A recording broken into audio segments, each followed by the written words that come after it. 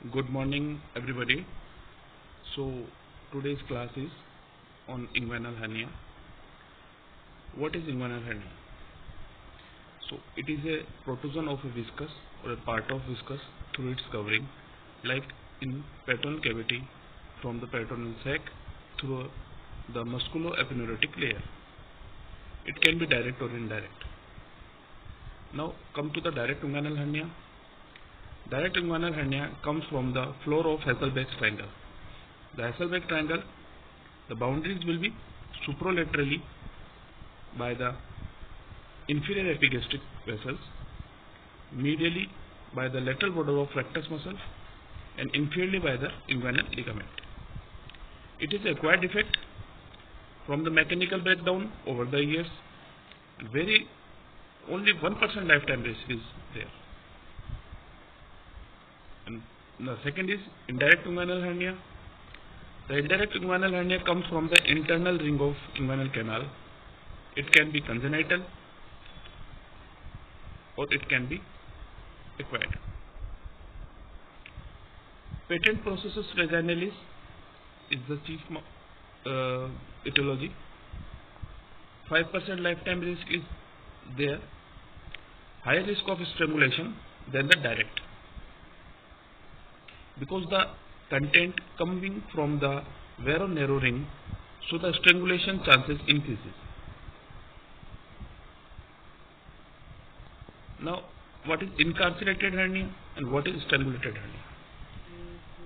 Incarcerated hernia, which cannot be reduced, and the strangulated incarcerated hernia with resulting ischemia. So when the blood vessels compresses, the strangulations occur. Now the epidemiology, one of the most common surgical procedures in surgery practice. Incidence is 5 to 10 times in a lifetime. It's 75% of abdominal wall hernia. Most common in male. Indirect is common than direct. Right is common than left. 1/3 of may develop a contralateral inguinal hernia. Now come to the etiology. It is a multifactorial disease. Weakness in abdominal wall muscular.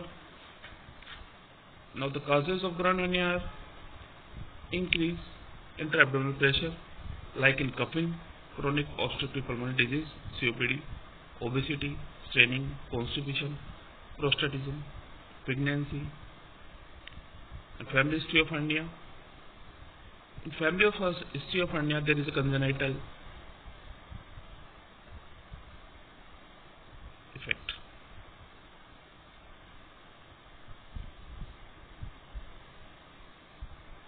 Now the anatomy of inguinal hernia.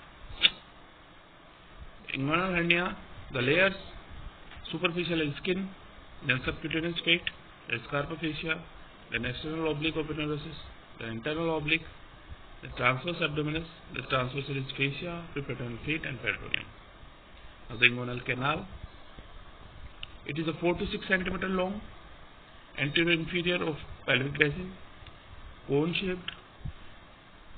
Base is located at supralateral margin and apex is inferior median. Now the boundaries: anteriorly by the external oblique aponeurosis, laterally by the internal oblique muscle, posteriorly fusion of the transversalis fascia and the transverse abdominis muscle, and superiorly by the arch formed by the fiber of the internal oblique muscle, and inferiorly inguinal ligament. Spermatid cord. Spermatid cord contents are chemistic muscle fibers, vas deferens, testicular artery, testicular pampiniform venous plexus, genital branch of the genital femoral nerve, and hernial sac if indirect inguinal hernia is present. Now what is Hasselbalch triangle I already discussed. Medial aspect of rectus abdominal muscles, inferior epigastric vessel on the supralateral, and inguinal ligament on the basis. This is the internal anatomy seen through the laparoscopic view.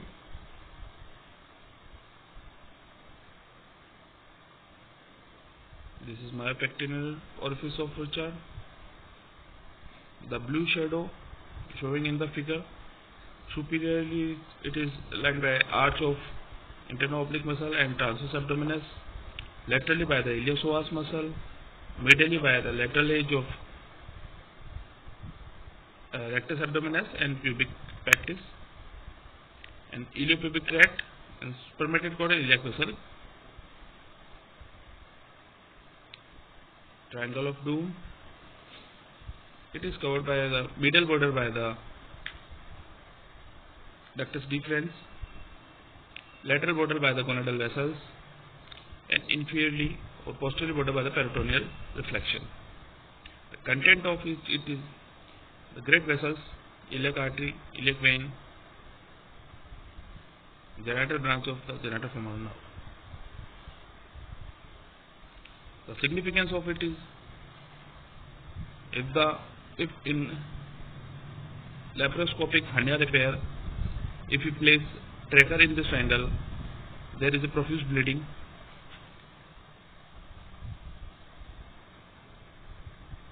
This is the triangle of pain.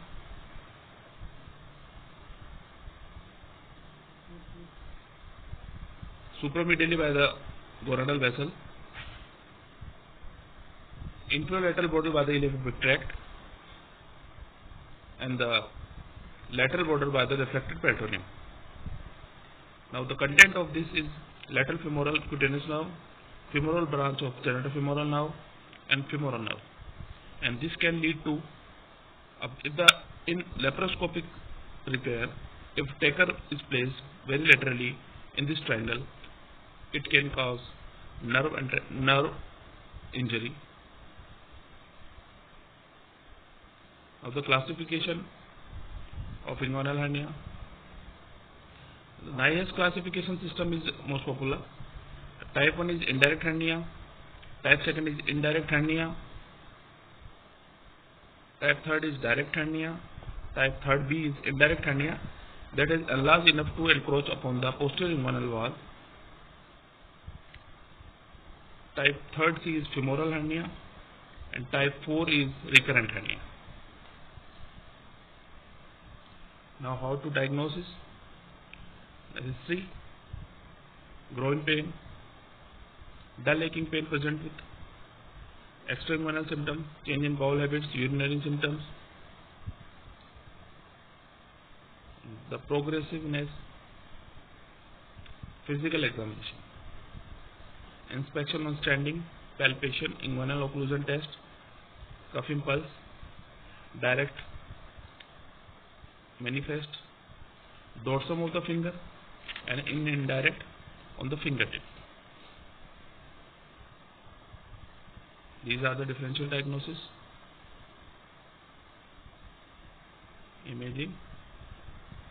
Inguinal hernia is a clinical diagnosis, but in very small hernia, it can be detected through the ultrasound, MRI. Now the management is always surgical repair. It can be through open, laparoscopic, or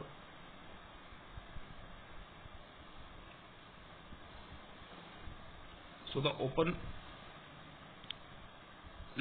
open repair indication are incarcerated or strangulated hernia, where we do not use mesh. Laparoscopic.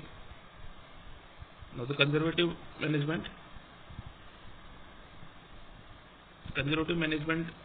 are obsolete nowadays. Emergent repair, there is incarcerated hernia, strangulated hernia, and sliding hernia. Incarcerated hernia, reason for incarceration: large amount of intestine content within the hernial sac, dense and chronic adhesion of the hernia content to the sac, a small neck of the hernia defect in relation to the sac content. What is incarcerated hernia? An incarcerated inguinal hernia without the sequelae of a bowel obstruction is not necessarily a surgical emergency. Reduction should be attempted before definitive surgical intervention. Hernia that are not strangulated and do not reduce with gentle pressure should undergo taxis. What is taxis? When the patient is sedated and placed in a Trendelenburg position, hernia sac is grasped with two hands elongated and then built back through the taxis hernia defect. Pressure applied to the most distal portion of the sac will cause the content to mushroom and prevent reduction. Strangulated hernia, the most common in femoral, then in indirect, and then in direct. Common findings are fever, leukocytosis, and hemodynamic instability when the gangrene occurs of the bowel. The hernia bulges usually is very tender, warm, and may exhibit red discoloration. Taxis should not be applied to strangulated hernia, as potentially gangrenous portion of the bowel may be reduced into the abdomen without being addressed, and later on peritonitis develops.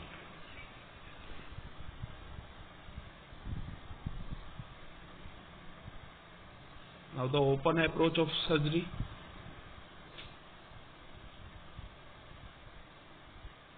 Open approach is the most common is Lichtenstein tension-free mesh repair, Bassini repair, McVay repair, Scholdes repair.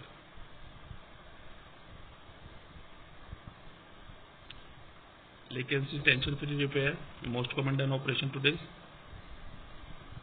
Or laparoscopic hernia repair.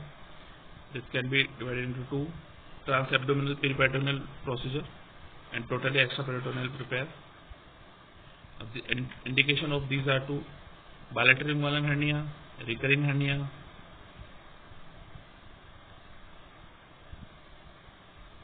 these are the factors of recurrence: malnutrition, immunosuppression, diabetes, steroid use.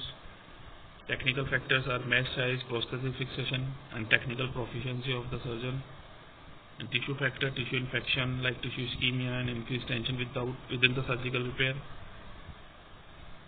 Common complications are pain, injury to the spermated cord and testis, wound infection, seroma, hematoma, bladder injury, osteitis pubis, and urinary retention.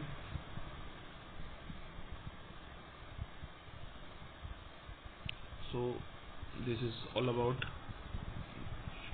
in short, of about the inguinal hernia. Thank you.